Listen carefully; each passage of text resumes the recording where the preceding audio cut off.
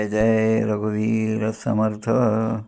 शुकासारिखे पूर्ण वैराग्य जाचे, वसिष्ठा परिज्ञान योगेश्वराचे. कवी वाल्मिका सारिखा मान्य ऐसा, नमस्कार माझा सद्गुरु रामदासा. श्रीराम मला वाटते अंतरी त्वा वसावे, तुझ्या दासबोधासी त्वा बोध व्हावे. अपत्या परी पावली प्रेम ग्रासा, महाराजया सद्गुरु रामदासा. जय जय रघुवीर समर्थ. श्री कृष्ण गोविंद हरे मुरारे, हे नाथ नारायण वासुदेव. प्रद्युम्न दामोदर विश्वनाथ, मुकुंद विष्णोर्भगवन् नमस्ते. सच्चिदानंदरूपाय विश्वोत्पत्त्यादिहेतवे, तापत्रय विनाशाय श्रीकृष्णाय वयं नुमः. कृष्णाय वासुदेवाय हरये परमात्मने, प्रणतक्लेशनाशाय गोविंदाय नमो नमः. वसुदेवसुतं देवं कंसचाणूरमर्दनं, देवकी परमानन्दं कृष्णं वन्दे जगद्गुरुं. कृष्ण कृष्णेति कृष्णेति मां स्मरति नित्यशः. जलं भित्वा यथा पद्मम् संसारात् उद्धराम्यहं. कृष्णकमलपत्राक्षं पुण्यश्रवणकीर्तनं, वासुदेवं जगद्योनिं नौमि नारायणं हरिं.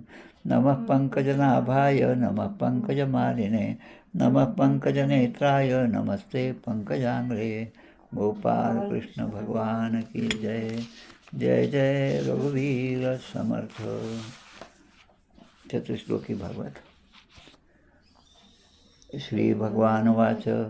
ज्ञानं परमगुह्यं मे यद्विज्ञानसमन्वितं, सरहस्यं तदङ्गं च ग्रहाणमदितं मया.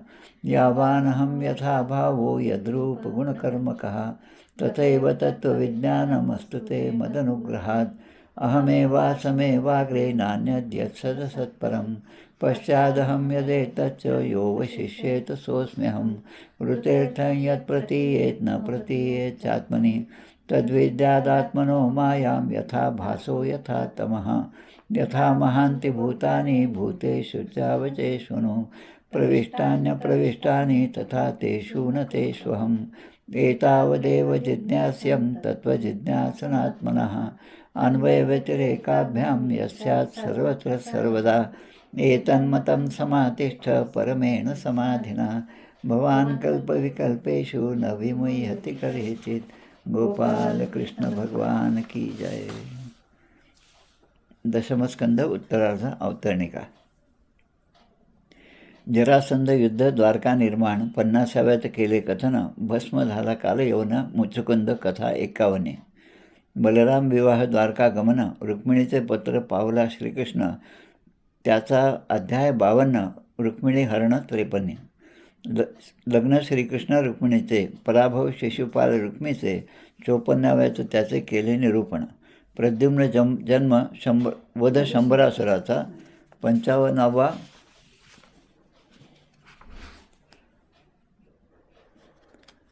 जांबवती सत्यभामा कृष्ण विवाहाचा. समंतकाचा 56वा. समंतक हरण शतधनुद्धार, फिरूनी द्वारकेशी आला अक्रूर 57व्यात मधुर कथा तयाची. श्रीकृष्णाच्या अन्य स्त्रिया 58वा सांगितया, 16 सहस्र 100 जाया 59व्यात कृष्णाशी. श्रीकृष्ण रुक्मिणी संवाद 60वा. अनिरुद्ध विवाह 61वा. रुक्मिणी वध पुत्रयोग बरवा श्रीकृष्णाचा निवेदिला. उषा अनिरुद्ध मिलन 62. कृष्ण बाणासुर युद्ध 63. नृगराजकथा 64. 65. बलराम व्रजयात्रा. पौंड्रक काशीराजोद्धार 66. विविधोद्धार 67. बलराम कोप सांब विवाह 68 वर्णिला श्रवणीय. कृष्ण ग्रहचर्या नारदपाही 69व्यात कथा ही.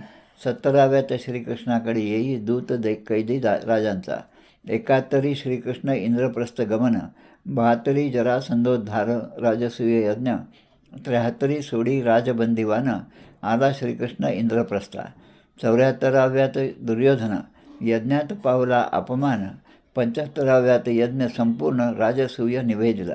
शाल्व यादव युद्ध 76, शाल्वोद्धार 77, दंतवक्त्र विदुरोद्धार 78, बलराम हस्ते सूतवध, बलवोद्धार बलराम यात्रा 79 सविस्तरा, सुदाम श्रीकृष्ण भेट मधुरा 80 वर्णिली, सुदाम्याशी ऐश्वर्यप्राप्ती 81 कथाती, श्रीकृष्ण बलराम गोप गोपी भेटी 82, श्रीकृष्ण पट्टराण्यांशी द्रौपदी भेटली 83, वसुदेव यज्ञोत्सव 84,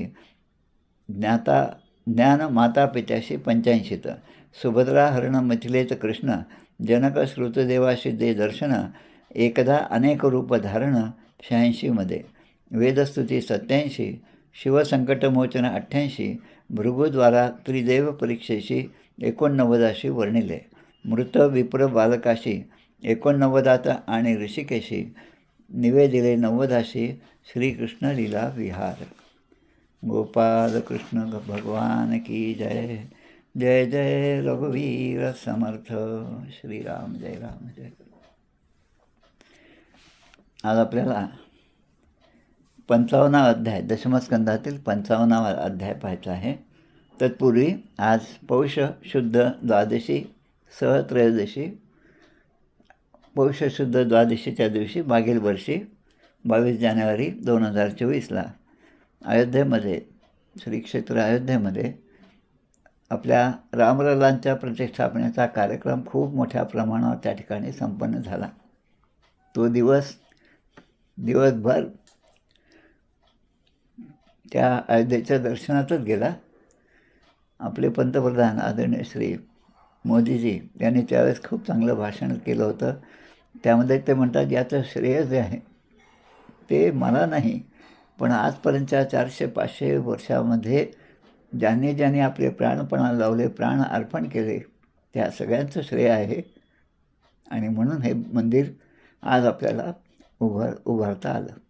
त्या मंदिराची सगळी पूजा व्यवस्था वगैरे हे सगळं आपल्याला एक आनंद वाटतो की आपले नाशिकमध्ये काळाराम मंदिर जे आहे तिथले सुधीर महंत जे आहेत रामदासी, त्यांच्या म्हणजे मार्गदर्शनानुसार तिथलं सगळं पूजापाठ वगैरे चालतात. याचा एक आनंद वाटतो.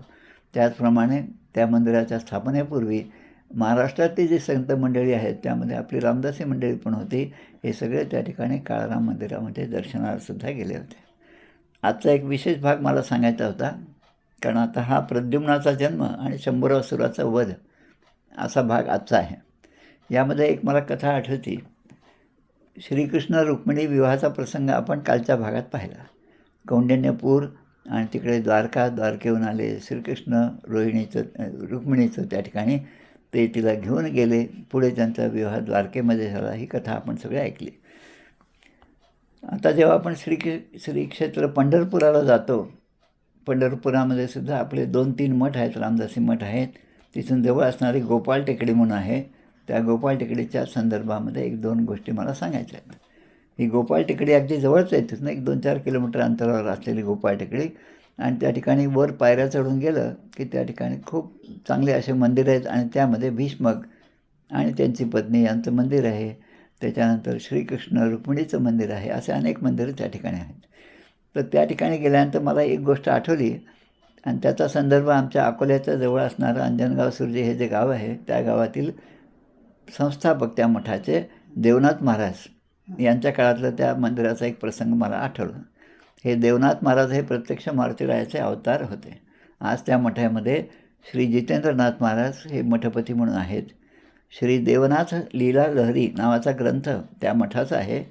त्यामध्ये पान 133 ते 139 5-6 पानावर श्री बालमुकुंद, त्यांचं दुसरं नाव म्हणजे गोपाळ सखा, यांचा वृत्तांत दिला आहे. तो मला या ठिकाणी मुद्दाम सांगायचा आहे. श्री देवनाथ महाराज हे गुजरातीमध्ये गेले होते भिक्षाच्या निमित्ताने, परिभ्रमणाच्या निमित्ताने.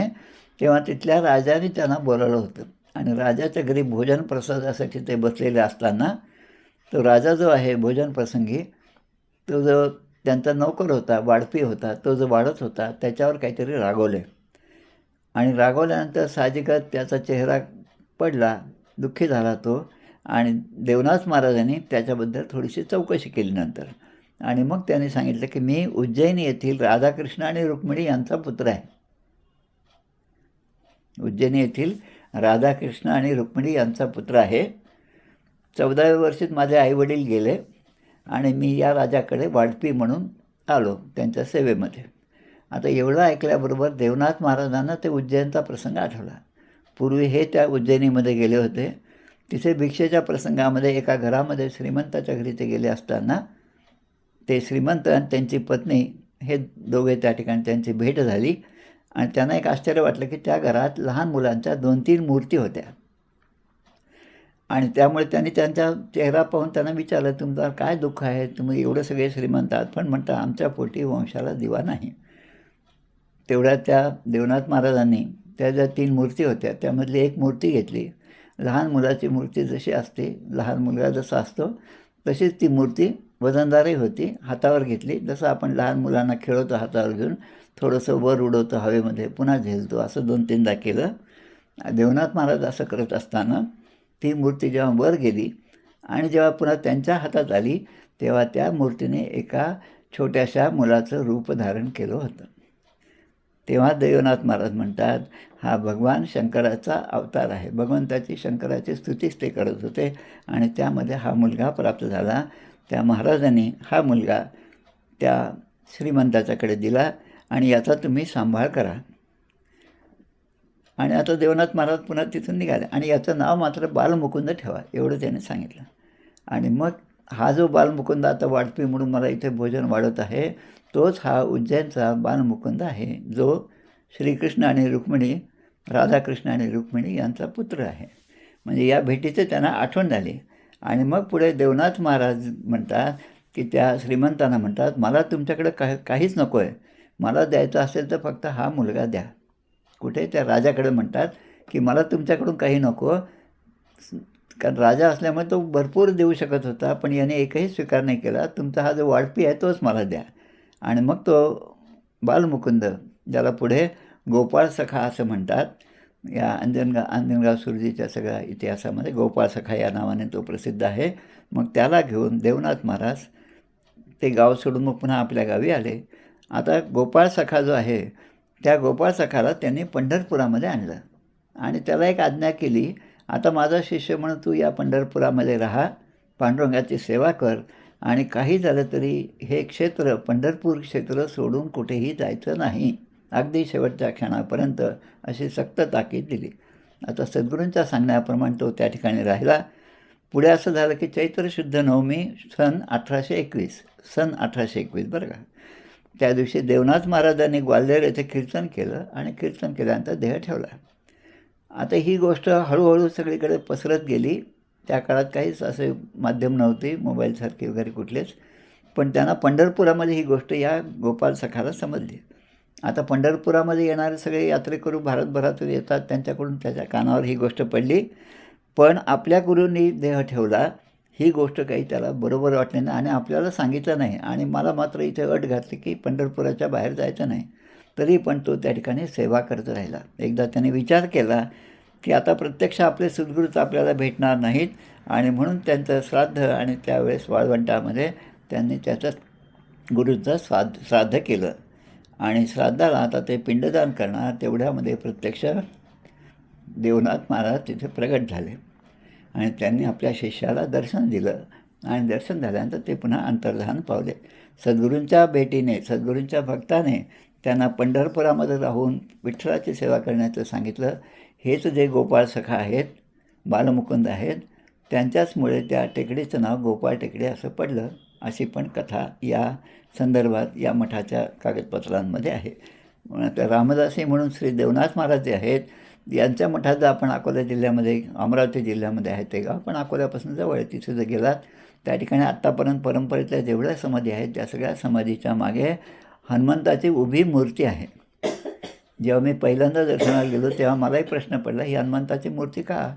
तर जेव्हा वाचलं, सगळा इतिहास वाचला, चरित्र वाचलं, तेव्हा लक्षात आलं इथून जवळ असणाऱ्या वारी हनुमान आहे, ज्या ठिकाणी समर्थाने हनुमंताची स्थापना केली, त्या हनुमंताच्या ठिकाणी अनुष्ठान केल्यानंतर या देवनाथ महाराजांना प्रत्यक्ष मारुतीरायांनी दर्शन दिलं आणि त्यानंतर रामरायांनीसुद्धा दर्शन दिलं आणि म्हणून त्या परंपरेमध्ये आजही मठपतींच्या जेवढ्या समाधी आहेत त्या समाधीच्या मागे उभा असं मारुतीची मूर्ती त्या ठिकाणी आहे.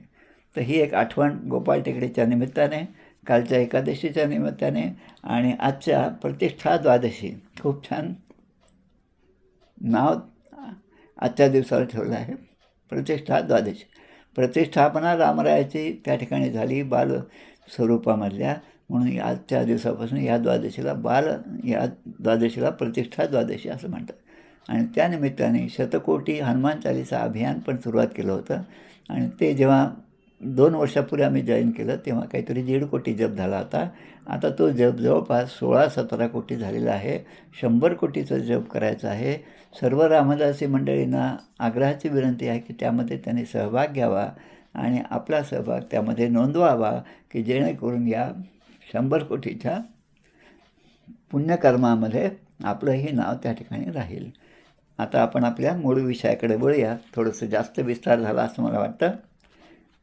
55 जो अध्याय दशमस्कंदाचा, त्यामाने तो तसा लहान आहे. प्रद्युम्नाचा जन्म आणि शंभरासुराचा वध. आपल्याला आठवत असेल, भगवान शिवांच्या क्रोधाग्नीने कामदेवाला त्याने भस्म केलं होतं आणि याच कामदेवाने पुढे जन्म घेतला. तो भगवान वासुदेव, भगवान श्रीकृष्णाच्या वंशामध्ये त्यांच्या पुत्ररूपाने त्याने जन्म घेतला. कामस्तु वासुदेवंशो दग्ध प्राग रुद्रमन्युना देहोपपत्तये भूयस तमेव प्रत्यपद्यत. त्या वासुदेवांच्या ठिकाणी त्यांच्याच पुत्ररूपाने या कामदेवाने जन्म घेतला आणि तोच श्रीकृष्ण आणि रुक्मिणी यांचा पहिला पुत्र प्रद्युम्न होय. प्रद्युम्न महाराज की जय. आपल्या गीतेमध्ये, आपल्या रोजच्या संध्येमध्ये सुद्धा आपण प्रद्युम्नांचं नाव घेत असतो. केशवायनमा, नारायणमा, माधवायनमा, गोविंदायनमा, विष्णुयनमा, प्रद्युम्नायनमा, मधुसूदनायनमा. आता या प्रद्युम्नाची कथा आपल्याला पाहिजे. प्रद्युम्नाचा जन्म आणि त्यानंतर शंभरासुराचा वध.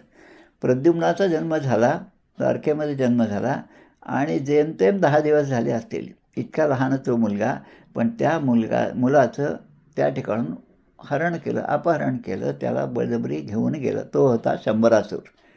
आता हा शंभरासूर जो आहे, इच्छेनुसार रूप धारण करणारा हा शंभरासूर, आणि त्याला पळून नेलं. कारण तो आपला शत्रू आहे हे त्या शंभरासुराला माहीत होतं की हा याच्याकडूनच आपल्याला मृत्यू आहे, म्हणून त्याने त्याचं अपहरण केलं. तम निर्जगार बलवान मीन सौप्य परैहि सह वृतो जालेन महता गृहीतो मत्स्यजीवीभिः. आता त्याला पळून तर आणलं, पण याचं काय करायचं हा काही विचार त्याच्या मनात आला नाही. शेवटी त्याला जे सोपं वाटलं तेच त्याने केलं आणि असा विशाल अशा समुद्रामध्ये त्या मुलाला फेकून दिलं.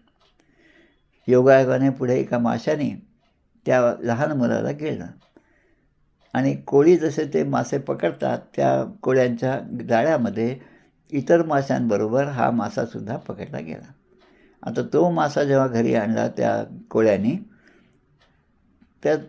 तो मासा त्यांनी शंभरासुराला भेट म्हणून दिला त्या कोळ्यांनी. आता शंभरासुराच्याकडे जे आचारी होते त्यांनी तो मासा पाहिला. एवढा मोठा मासा कधी पाहिला नाही, वजन पण जास्त आहे, आणि पाकगृहामध्ये नेला आणि कुऱ्हाडीने तो मासा तोडला. सुधा महानसम नित्वद अवद्यन स्वधितान अद्भुतम. अद्भुत असा तो मासा पाहून सगळ्यांना आश्चर्य वाटलं. आता असा तो मासा जेव्हा फोडण्यात आला, त्याला जेव्हा कापलं तेव्हा त्यामध्ये हा छोटासा बालक त्यामधून निघाला. सगळ्यांना खूप आश्चर्य वाटलं. दृष्ट्वा तदुदरे बालम मायाबत्यै निवेदयन नारदो अकथयत सर्वम तस्या शंकित चेतसा. आता त्या राजाकडे, शंभरासुराकडे एक दासी होती, तिचं नाव म्हणजे मायावती. आता ही मायावती दासी जी आहे ती पूर्व अवतारामध्ये ही आपल्या प्रद्युम्न जो कामदेव जे आहे, कामदेवाची पत्नी म्हणजे रती ही होती. आता तिने या अवतारामध्ये मायावती नावाने त्यांच्याकडे ती राहिली, दासी म्हणून राहिली. आता तिला या मुलाला पाहून मनामध्ये एक प्रेम उचंबळून आलं. भगवान नारदाने तिला दर्शन दिलं आणि नारदाने तिला आठवण दिली की हा जो मुलगा आहे तोच तुझा पूर्वजन्मीचा पती आहे. मूळ स्वरूप, उत्पत्ती, माशाच्या पोटात जाणं, तिथून पुन्हा बाहेर येणं, ही सगळी कथा नारदाने तिला सांगितली. आता ती मायावती कामदेवाची कीर्तिमती नावाची पत्नी होती, रती होती तिचं नाव. आणि तिला आता ते पूर्वजन्माची आठवण झाली. आता निरोपिता शंभरेण सा सुपौदन साधने कामदेवम शिशुं बद्ध्वा चक्रे स्नेहम तदार्भके. या मायावतीने त्या छोट्याशा मुलाला स्वयंपाक करण्यासाठी जसं तो आला ती आली तेव्हा तिला ते मूल पाहिलं आणि तिला त्याबद्दलचं प्रेम निर्माण झालं. नीती दीर्घेण कालेन सकाष्णी रूढ यौवन. आता तिने त्या छोट्या बालकाचा सांभाळ केला. बालकाला असं वाटत होतं ही आपली आईच आहे म्हणून त्या आईच्या दृष्टीने त्या प्रेमाने ते बालक त्या मायावतीकडे पाहत होतं. पण काही दिवसामध्ये तो पुन्हा तरुण झाला. ही भगवंताचीच माया आहे सगळी. छोटंसं बाळ आहे, अगदीच काय 15-20 वर्षापर्यंत नाही ठेवलं, पण तो मुलगा तरुण झाला. जसं आपण ध्रुवाच्या बाबतीमध्ये पाहतो. ध्रुव 5 वर्षाचा असताना भगवंताचं त्यांना दर्शन झालं. भगवंत म्हणतात आता हा 5 वर्षाचा आहे आणि याला जो वर दिला की तू आता पुन्हा राज्य करशील. मग आता वर देण्यासाठी आता हा जर घरी गेला तर 5 वर्षाचा मुलगा, तर याला कोण राजा करणार. म्हणून भगवंताच्या मायेने त्याला एकदम 20-22 वर्षाचा तरुण असं तो झाला. तसंच या ठिकाणी हा तरुण झाला. आता त्या मायावतीकडे पाहण्याचा याचा दृष्टिकोन आई म्हणून होता, पण मायावतीचा याच्याकडे पाहण्याचा दृष्टिकोन मात्र हा आपला पती आहे याच भावनेने ती त्याच्याकडे पाहत होती. स्त्री पुरुष संबंधाने प्रेमाने आपला भाव ती व्यक्त करीत होती.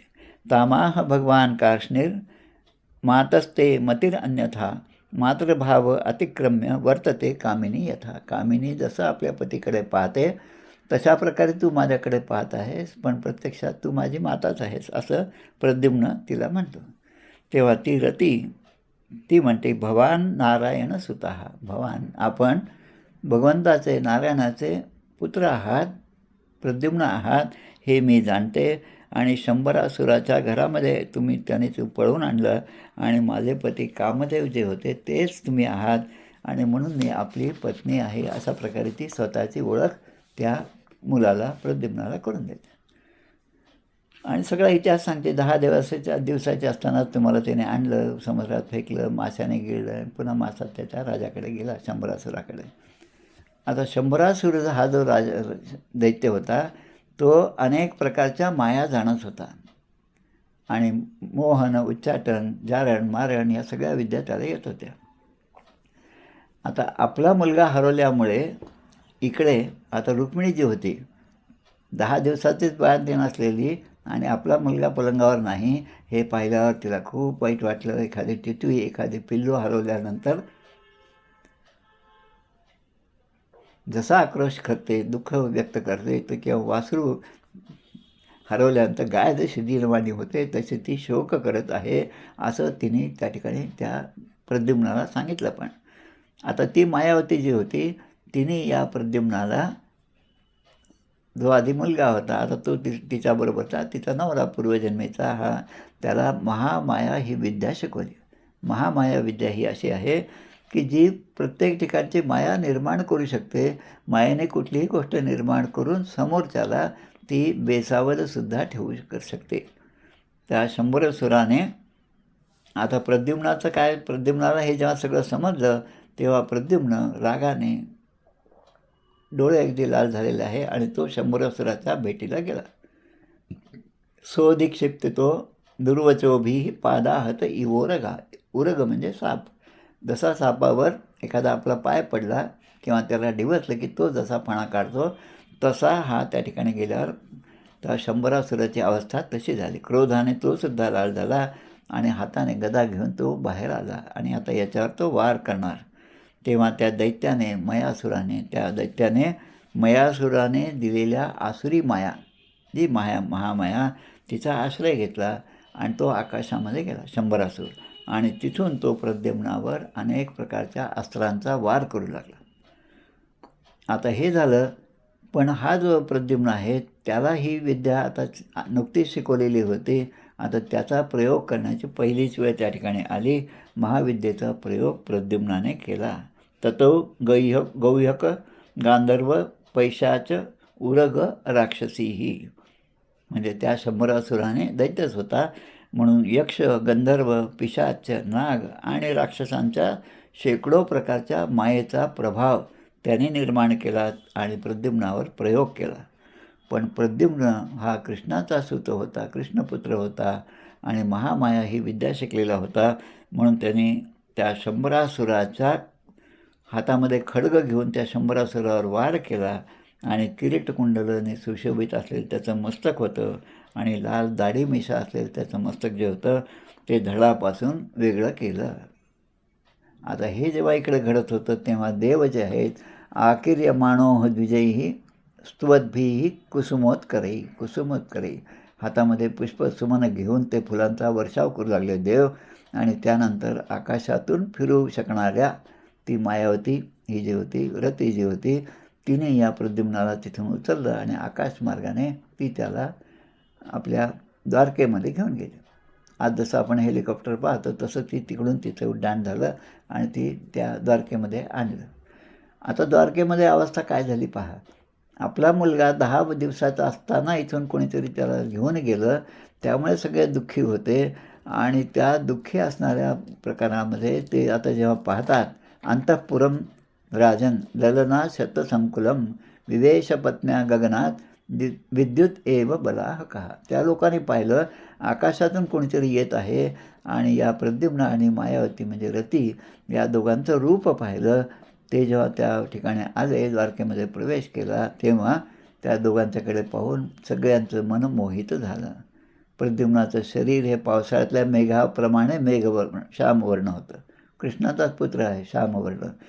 रेशमी पितांबर धारण केला होता. त्याचे हातसुद्धा आजानुभव होते.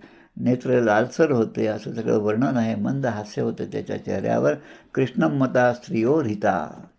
त्याच्याकडे पाहून प्रत्येक स्त्रीला त्याच्याबद्दलचं प्रेम त्यांच्या मनामध्ये उत्पन्न होत गेलं.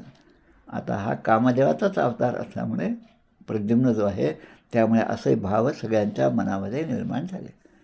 अवधार्य शनैर ईशत वैलक्षण्येन योषितः उपजग्मुः प्रमुदिताः सस्त्रीरत्नम सुविस्मिताः. हळूहळू त्यांना स्त्रियांना समजलं. त्यांना अगोदर तो हे जेव्हा दोघे आले तेव्हा असं वाटतं की हा भगवान श्रीकृष्णच आला आणि हा आकाशातून कसा आला आणि हे बरोबर कोणाला घेऊन आला. कारण एक लग्न झालंच होतं कृष्णाचं रुक्मिणीबरोबर. आता ही कोण आहे. पण जेव्हा नंतर त्यांना समजलं की अरे हा आपला प्रद्युम्न आहे हे जेव्हा समजलं तेव्हा त्यांचा विचार सगळा बदलला. आता तेव्हापर्यंत हे सगळं सुरू असताना अथ तत्रासितापांगी वैदर्भी वल्गू भाषणी. वल्गू भाषणी म्हणजे मधुर भाषण करणारी ही रुक्मिणी माता ही त्या ठिकाणी आपल्या सख्यांसह ती त्या ठिकाणी आली आणि तिने पाहिलं. आणि या प्रद्युम्नाला पाहिल्याबरोबर तिला आपल्या पुत्राची आठवण झाली. जसं आपण पाहिलं देवनाथ महाराजांना बालमुकुंद आणि मी उज्जैनचा आहे, माझे आईवडील असे आहेत असं म्हणल्याबरोबर त्यांना जशी आठवण झाली आपण तिथे गेलो होतो, तो मुलगा तो होता, तो आपण त्यांना अर्पण केला, तसे या ठिकाणी तिला पण याला पाहिल्याबरोबर मनामध्ये आपल्या हरवलेल्या मुलाची आठवण झाली आणि पुत्रप्रेमाने तिच्या पयोधरातून दूध जे आहे ते बाहेर निघायला लागलं. आता रुक्मिणी जी आहे ती आता या ठिकाणी त्याला पाहून प्रद्युम्नाला पाहून काही प्रश्न विचारले. कोऽन्वयं नरवैदुर्य कस्य वा कमलेक्षणः. कमलेक्षणः कमल अक्षणः. कमळाप्रमाणे ज्याचे अक्ष म्हणजे डोळे आहेत, कमलनयन आहे, तो कस्य म्हणजे हा कोणाचा पुत्र आहे असा प्रश्न विचारला. कोऽन्वयं नरवैदुर्य. नरवैदुर्य म्हणजे हे नररत्न कोण आहे, हा कोणाचा मुलगा आहे अशी शंका तिच्या मनामध्ये यायला लागली. धृतः कया वा जठरे.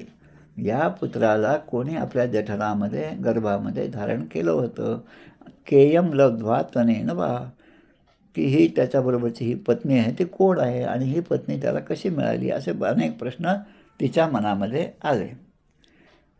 आता ती म्हणते की माझासुद्धा लहान मुलगा हरवला होता, रुक्मिणी माता म्हणते, आणि त्याला सुतिका ग्रहातूनच पळवून नेलं होतं. म्हणजे आजकालच्या भाषेत मॅटर्निटी वॉर्डमधूनच मुलगा हरवला अशा बातम्या आजसुद्धा येतात.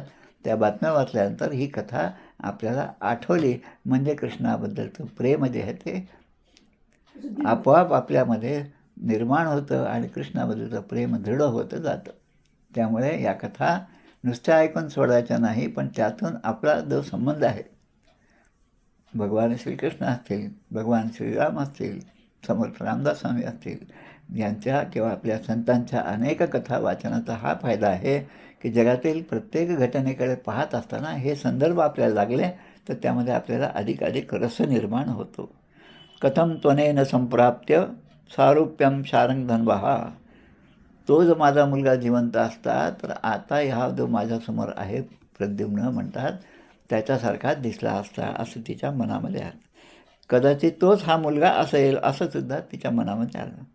रुक्मिणी असा विचार करीत होते. त्याच वेळेस भगवान श्रीकृष्ण, बलराम ही सगळी मंडळी आणि बरोबर देवकी आणि वसुदेव माता पिता यांच्यासह त्या ठिकाणी आली.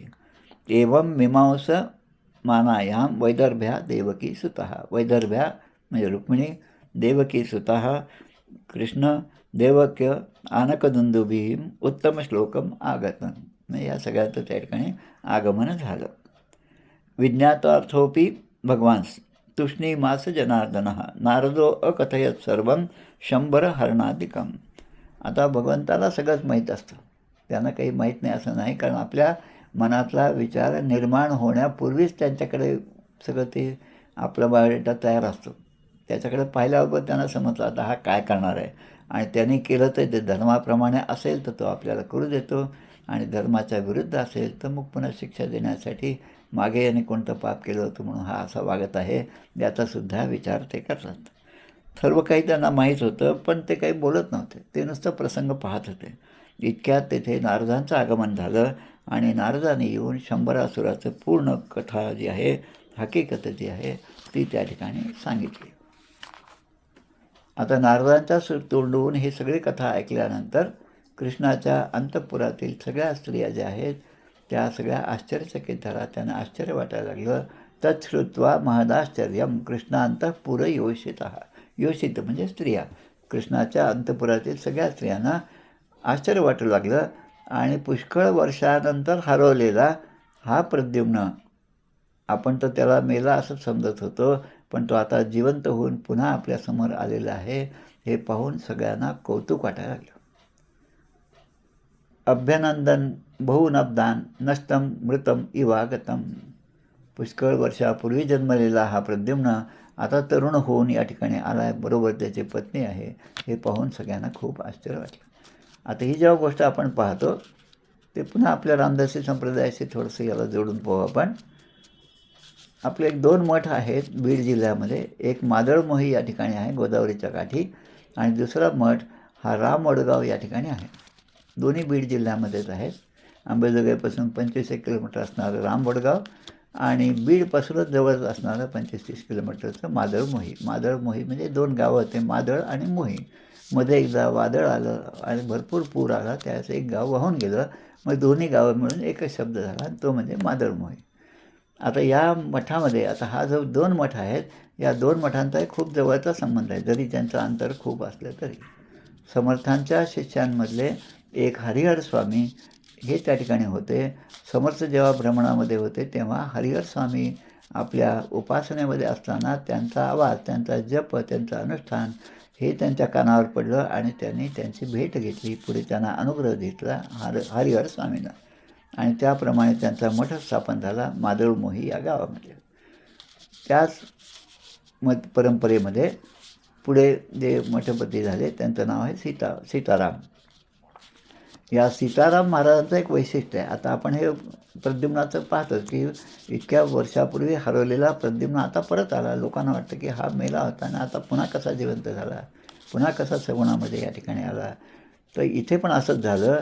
हे सीताराम बुवा जे होते मठपती, या सीताराम बुवांनी त्या मादळमोही या ठिकाणी आश्विन शुद्ध चतुर्दशी शके 1657 आपला देह ठेवला. त्यांची समाधी मादळमोहीच्या मठामध्ये आहे. आता देह ठेवला, पण अगोदरचं काही आपल्या शिष्यांना काही शब्द देऊन ठेवले होते, याचं स्मरणच त्यांना झालं देह ठेवल्यानंतरसुद्धा. आणि ते झाल्याबरोबर ते तिकडे पुन्हा त्या रामवडगाव या मठामध्ये प्रकट झाले. आणि तेव्हा ते जे मठपती होते त्यांच्यासमोर ते सगुण अवतारामध्ये प्रकट झाले. आणि त्यांना पण आश्चर्य वाटलं, आणि आपलं राहिलेलं काम या सीताराम बुवांनी पुढे त्या ठिकाणी रामवडगाव मठामध्ये राहून पूर्ण केलेलं आहे. आणि मग त्यांनी नंतर देह ठेवला. म्हणजे या सीताराम महाराजांची पुण्यतिथी मादळमोहीच्या मठामध्ये आश्विन शुद्ध चतुर्दशीला होते. आणि त्या राम वडगावच्या मठामध्ये पौष शुद्ध प्रतिपदा, आताच होऊन गेली मागच्या महिन्यात, पौष शुद्ध प्रतिपदा या दिवशी होते. तसं या ठिकाणी या प्रद्युम्नाला पाहिल्यानंतर सगळ्यांच्या मनामध्ये हा कसा जिवंत झाला. आता वसुदेव, देवकी, श्रीकृष्ण, बलराम, रुक्मिणी आणि इतर स्त्रिया या सगळ्या त्या ठिकाणी होत्या आणि त्यांना या दोघांना पाहून, या जोडप्याला पाहून खूप आनंद झाला. मातापित्यांनी आपल्या नातवांना या प्रद्युम्नाला आणि तिला जवळ घेतलं, हृदयाशी घट्ट धरून त्या खूप आनंदित झाल्या. दंपती तो परिस्वज्य रुक्मिणींचं ययुर्मुदम. पुढे श्लोक येतो, नष्टम प्रद्युम्न माताय आकर्ण द्वारकौकसः अहो मृत इवा यातो बाळू दिष्टेते ह्या ब्रुवन. द्वारकेतील लोकांना हळूहळू हे समजलं की आपला हरवलेला प्रद्युम्न, ज्याच्यासाठी आपण इतके वर्ष शोक करत होतो, लहान असताना 10 दिवसाचा असताना त्याला कोणीतरी पळून नेलं, त्यानंतर तो सापडला पण नाही. तेव्हा ते आपापसात बोलू लागले, अहो किती भाग्याचा क्षण आहे, हा मुलगा मरून पुन्हा जिवंतपणे या ठिकाणी परत आलेला आहे. हे पाहून सगळ्यांनाच आश्चर्य वाटलं. यम वै मुहुः पितृस्वरूप निजस्य अभावा स्तन्मातरो यद्भजन रहरूढ भावा. प्रद्युम्न सर्व बाबतीमध्ये आपल्या वडिलांसारखा होता. भगवान श्रीकृष्णांना सुद्धा, त्यांच्या मातांनासुद्धा वाटायचं, म्हणजे मुलाकडे पाहून मुलगा इतका सारखा असायचा बापासारखा. आत्मा वै पुत्रात जायते असं म्हणतात की बापाचा आत्मा जो आहे तोच पुन्हा पुत्राच्या रूपाने जन्म घेतो. म्हणून आपल्याकडे परंपरा आहे, नातू असेल तर त्याला आजोबाचं नाव ठेवतात, मुलगा असेल तर त्याच्या आजोबाचं म्हणजे आपल्या वडिलांचं नाव ठेवतात. अशा परंपरेने नाव ठेवण्याची आपल्याकडे प्रद्युम्न आहे. आता मनामध्ये त्याच्याकडे पाहून, म्हणजे त्यांच्या मातांच्या मनामध्ये सुद्धा एक प्रकारचं प्रेम उन्मळून यायचं. नवऱ्याबद्दलचं प्रेम बाईला असतं हे बरोबर आहे, पण मुलाकडे पाहून हा मुलगा किती आपल्या यजमानासारखा दिसतो याच्यासुद्धा त्यांना आनंद व्हायचा. त्रिभुवन सुंदरी कृष्णाचे ते प्रतिबिंब होते. दुसराच भगवान श्रीकृष्ण प्रद्युम्नाच्या रूपाने समोर असल्यासारखा त्यांना जाणवीत होतं. कामे स्मरे विविक्षया किमोतान यनार्य. मग त्यांना पाहून इतर स्त्रियांची काय अवस्था होत असेल. या दोघांना, कृष्ण आणि प्रद्युम्न यांना जर कोणी बाहेरच्या लोकांनी पाहिलं तर त्यांना काय वाटत असेल की आरशामध्ये प्रतिबिंब पाहावं, असं दोघांचं रूप सारखंच होतं. असं या ठिकाणी प्रद्युम्नाचा हा विवाह आणि त्या शंभरासुराचा वध जो आहे हा भाग या अध्यायामध्ये 55व्या अध्यायामध्ये या ठिकाणी पूर्ण होत आहे. इति श्रीमद्भागवते महापुराणे पारमहंस्यां संहितायां दशमस्कंधे उत्तरार्धे प्रद्युम्नोत्पत्ति निरूपणं नाम 55तमोऽध्यायः. श्रीकृष्णार्पणमस्तु. श्रीकृष्ण गोविंद हरे मुरारे. हे नाथ नारायण वासुदेव प्रद्युम्न दामोदर विश्वनाथ मुकुंद विष्णोर भगवन नमस्ते. आरती म्हणे आपण भागवताची.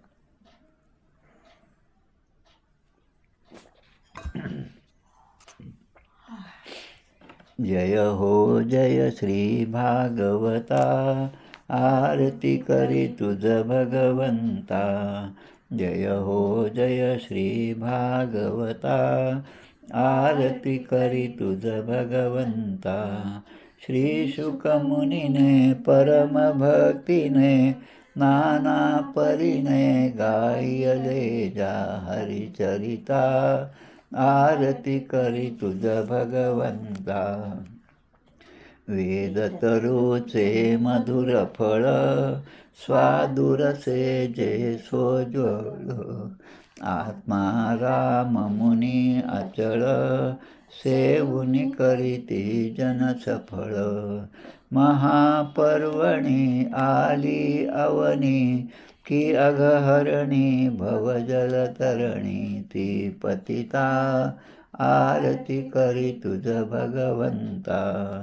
येथे व्यासांची वाणी, सार्थक हरिगुण गावोनी. शास्त्र पुराणी मुकुटमणी, परम प्रेमामृत जननी. सहज सेविता भाविक भक्ता, उदारदाता मोक्ष तत्वता देहाता. आरती करी तुझ भगवंता. गमते जणू मानस तीर्थ, द्वादश सोपाने युक्त, निर्मल भक्ती जले भरित, विहरे हरिहंस चितेथ, श्लोक सुकुमले संत अलिकुले, सेवुनि रमले भान विसरले, रस पिता आरती करी तुझ भगवंता, अपार महिमा ग्रंथाचा, उदयना कोडासाचा, मेवा कविवर संतांचा, प्राणची कीर्तनकारांचा, जणू बोधाचा स्वयंप्रभेचा, द्वादश कळीचा रवी अंतरिता, तमहरता आरती करी तुझ भगवंता, ग्रंथ नवे हा श्रीकृष्ण, गीते वेधी मन पूर्ण, अनन्य होता या शरण, खचित टळे जन्म मरण, त्रिताप जाती चिरये शांती, नाथ ही वदती रामपदी ठेवी माथा, आरती करी तुझ भगवंता, जय हो जय श्री भागवता, आरती करी तुझ भगवंता, गोपाल कृष्ण भगवान की जय. पुढील आठवड्यातलं प्रवचन जे आहे ते शुक्रवार शनिवारच्या ऐवजी गुरुवार शुक्रवार असं होईल. ते नंतर लिंक वगैरे मिळेलच आपल्याला. जय जय रघुवीर समर्थ श्रीराम जय राम. हो, धन्यवाद.